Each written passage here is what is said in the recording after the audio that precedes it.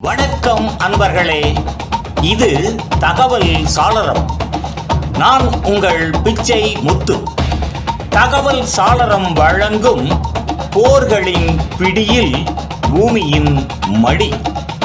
முதல் உலகப் போரின் முக்கியமான வரலாற்றை கூறும் தொடராக இதோ வருகின்றது இந்த தொடரின் இன்றைய காணொளி.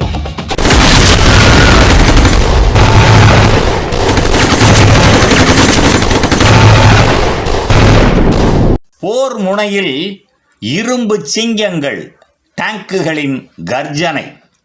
1916ஆம் ஆண்டு உலகப் போரின் புகையால் மூடிய முனைகளில் ஒரு அதிர்ச்சி காத்திருந்தது. சோம் நதிக்கரையில் நூற்றாண்டுகள் மாறிவிடும் ஒரு தருணம் உருவாகிக் கொண்டு இருந்தது. மனிதன் கண்டுபிடித்த இன்னொரு பயங்கர ஆயுதம், கொல்லவும் காப்பாற்றிக் கொள்ளவும் ஒரே நேரத்தில் உருவாக்கப்பட்ட ஒரு இரும்பு மிருகம். அதை உலகம் டேங்க் என்று அறிவித்தது. ஆனால் போரின் முதல் தருணங்களில் இந்த இரும்பு சிங்கங்கள் என்ன செய்யப் போகின்றன என்பதை யாரும் முழுமையாக புரிந்து கொள்ளவில்லை. டாங்குகள் வந்தது ஏன்? பதுங்குகுழி போர் முனைகள் 2 வருடங்களாக அசையாமல் நின்றன. முனைமாற்ற முடியாத நிலை.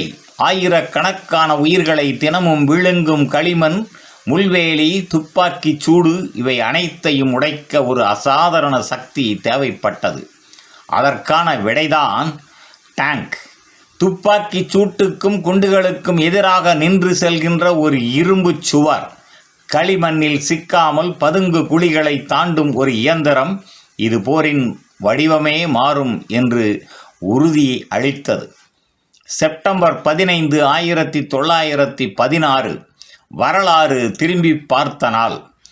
அன்று காலை மேலதாளம் இல்லாமல், தூள் பறக்காமல் அமைதியை நொறுக்கிக் கொண்டு ஆங்கிலேய படைகள் தங்கள் இரகசிய ஆயுதத்தை முதல் முறையாக முன்னேறி தள்ளினர். தூசி மேகத்திலிருந்து கர்ஜனையுடன் பொறிகளின் ஓசை முழங்க மெதுவாக முன்னேறிய அந்த இரும்பு சிங்கங்கள் ஜெர்மன் படைகளுக்கு ஒரு கனவிலும் நினைக்காத அதிர்ச்சியை ஏற்படுத்தின. இந்த நகரும் இரும்பு கோட்டை என்ன, எப்படி இதை நிறுத்துவது என அச்சத்தால் பல ஜெர்மன் வீரர்கள் பதறி அங்கும் இங்கும் ஓடினார்கள். அவை நிரந்தரமானதா? இல்லை. இந்த முதல் முறை டாங்குகள் மெதுவாக நகர்ந்தன. சில இயந்திரங்கள் நடுவே நின்று செயலிழந்து போயின.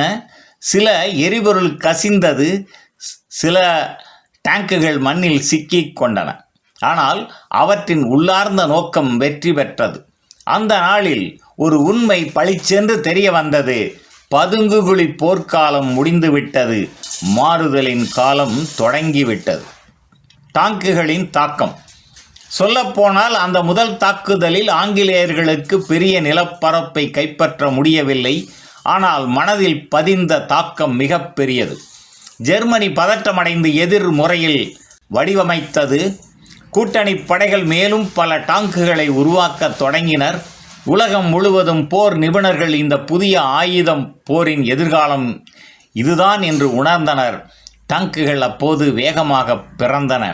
ஆனால் பின்னர் 2ஆம் உலகப் போரில் இது போர்களின் விதியை எழுதும் முக்கிய சக்தியாக மாறியது. சோம் போர் முனையில் தோன்றிய அந்த இரும்பு சிங்கங்கள் வெறும் ஆயுதம் அன்று. அவை ஒரு புதிய யுத்த காலத்தின் தொடக்கம். இயந்திரமும் இரத்தமும் பயமும் தைரியமும் கலந்து பிறந்த ஒரு மாற்றத்தின் முதல் வடிவம். அந்த நாளில் மனிதன் இன்னொரு படியை தொழில்நுட்ப போரின் பக்கம் எடுத்து வைத்தான். அந்த ஒரு படி போரின் வரலாற்றையே மாற்றி எழுதியது.